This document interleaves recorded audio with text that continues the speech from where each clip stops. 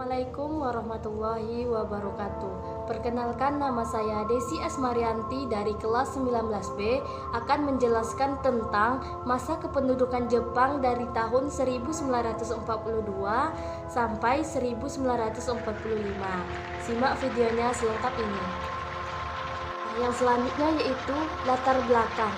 Latar belakang kedatangan Jepang ke Indonesia. Yang pertama yaitu karena Rostari Meiji, yaitu dimulai dari pergantian atas pemegangan kekuasaan dari pemerintah Jepang yang sebelumnya dipimpin oleh Shogun Yoshinobu, kemudian menjadi Kaisar Tenno Meiji. Yang kedua yaitu paham Hako Ichiu.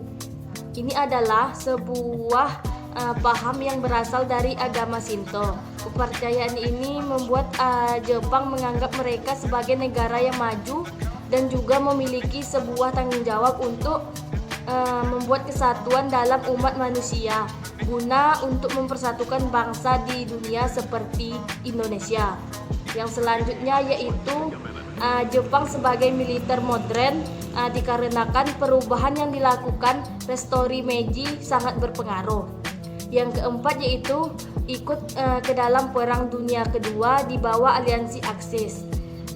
Jepang di mana sewaktu Perang Dunia II bergabung dengan Jerman untuk melawan sekutu, membuat Indonesia yang di mana waktu itu berada di bawah Hindia Belanda, membuat Jepang akan menguasai wilayah Indonesia.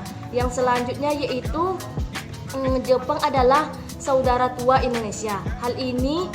Hal tersebut adalah sebuah propaganda yang dilakukan oleh pemerintah Jepang untuk melegitimasi kekuasaan di Indonesia. Selain itu, datang ke Indonesia dengan tujuan untuk membebaskan Indonesia dari penjajahan negara barat. Selanjutnya yaitu kedatangan Jepang ke Indonesia. Kedatangan Jepang ke Indonesia yaitu pada Januari 1942.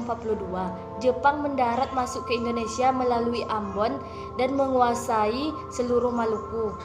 Meski pasukan Koninklijke Nederlandse Indisch Leger atau KNIL dan pasukan Australia berusaha menghalangi, tetapi tak mampu menahan kekuatan Jepang. Daerah Tarakan di Kalimantan Timur dikuasai oleh Jepang bersamaan dengan Balikpapan, yaitu pada tanggal 12 Januari 1942. Jepang menyerang Sumatera setelah berhasil masuk ke Pontianak bersamaan dengan serangan ke Jawa, yaitu pada bulan Februari, tepatnya pada tahun 1042. Pada 1 Maret 1942, kemenangan tentara Jepang dalam Perang Pasifik menunjukkan kemampuan Jepang dalam mengontrol wilayah yang sangat luas, dari Burma sampai Pulau Wake di Samudra Pasifik. Setelah daerah-daerah di Jawa dikuasai, Jepang memusatkan perhatian untuk menguasai Jawa sebagai pusat pemerintahan waktu itu pusat pemerintahan Hindia Belanda. Selanjutnya yaitu pemerintahan masa pendudukan Jepang. Setelah jatuh ke tangan Jepang, Indonesia berada di bawah pemerintahan militer.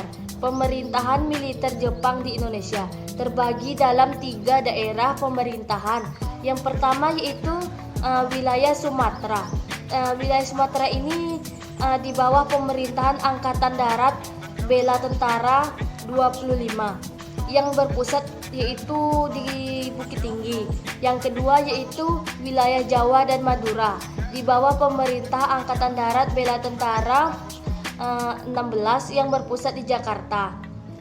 Yang ketiga yaitu wilayah Kalimantan, Sulawesi, Maluku, ini di bawah pemerintah Angkatan Laut Armada Selatan 2 yang berpusat di Makassar. Pemerintahan di ketiga wilayah itu dipimpin oleh Kepala Staf Tentara atau Armada dengan sebutan Gwen Saikan atau Kepala Pemerintahan Militer, dan kantornya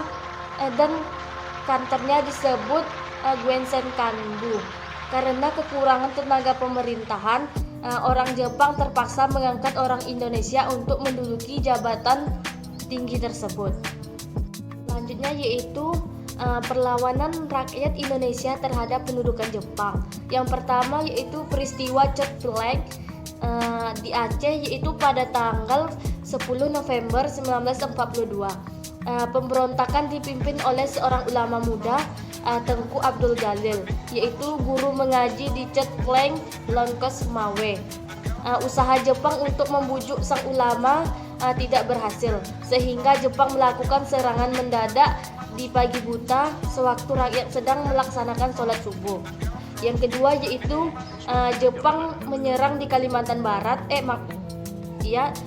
Jepang menyerang di Kalimantan Barat dari utara, tepatnya dari Sarawak. Penyerangan di utara ini dimaksudkan agar perhatian Belanda terpecah belah. Selanjutnya, Belanda meninggalkan Kalimantan Barat untuk melindungi jajahannya tersebut. Yang selanjutnya yaitu perlawanan peta di Blitar sekitar tahun 1945, tepatnya pada tanggal 29 Februari. Perlawanan ini dipimpin oleh Sudanko Supriyadi, Sudanko Muradi, dan Dr. Ismail. Perlawanan ini disebabkan karena persoalan pengumpulan padi, Romusa maupun Heiho yang dilakukan secara paksa dan di luar batas peri kemanusiaan. Selanjutnya yaitu dampak dari pendudukan Jepang. Ada 3 bidang. Yang pertama politik, ekonomi, dan militer. Yang politik yaitu kebijakan pertama yang dilakukan Dainovan, pemerintah militer Jepang, adalah melarang semua rapat dan kegiatan politik. Pada tanggal 20 Maret 1942 dikeluarkan peraturan yang membubarkan semua organisasi politik dan semua bentuk perkumpulan. Yang kedua yaitu ekonomi, praktek eksploitasi ekonomi dan sosial yang dilakukan Jepang terhadap bangsa Indonesia, dan Anda bisa membandingkan dampak ekonomi dan sosial dengan dampak politik dan birokrasi. Yang selanjutnya yaitu dampak di bidang militer. Pada aspek militer ini, Anda memahami bahwa badan-badan militer yang dibuat Jepang semata-mata karena kondisi militer Jepang yang semakin terdesak dalam Perang Pasifik. Memasuki tahun kedua pendudukannya, yaitu pada tahun 1943, Jepang semakin intensif mendidik dan melatih pemuda-pemudi di Indonesia, yaitu khususnya di bidang militer. Hal ini disebabkan karena situasi di medan pertempuran Asia Pasifik semakin menyulitkan Jepang. Selanjutnya itu dampak positif dari pendudukan Jepang. Yang pertama yaitu diperbolehkannya bahasa Indonesia untuk menjadi bahasa komunikasi nasional dan menyebabkan bahasa Indonesia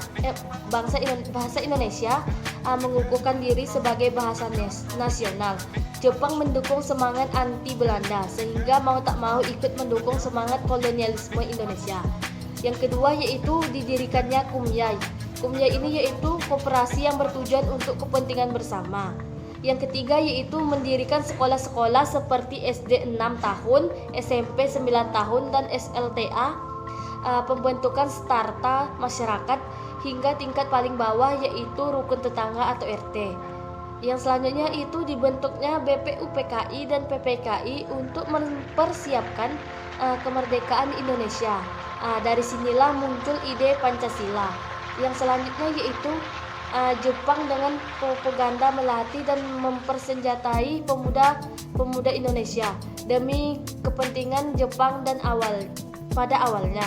Namun oleh pemuda hal ini dijadikan modal untuk peperangan di kemudian hari guna untuk menghadapi kembali pemerintahan kolonial Belanda. Yang selanjutnya yaitu budaya positif Jepang. Jepang memberikan doktrin kepada seluruh rakyat Indonesia adanya budaya Seikei atau memberi penghormatan kepada kaisar. Setiap pagi, bangsa Jepang dikenal sebagai bangsa yang disiplin. Kedisiplinan ini juga diwajibkan untuk seluruh rakyat Indonesia. Sekian dulu penjelasan tentang masa kependudukan Jepang dari tahun 1942 sampai 1945. Mohon maaf jika ada kesalahan dalam penyampaian materi. Saya akhiri. Wassalamualaikum warahmatullahi wabarakatuh. Sampai jumpa di video selanjutnya. Bye bye.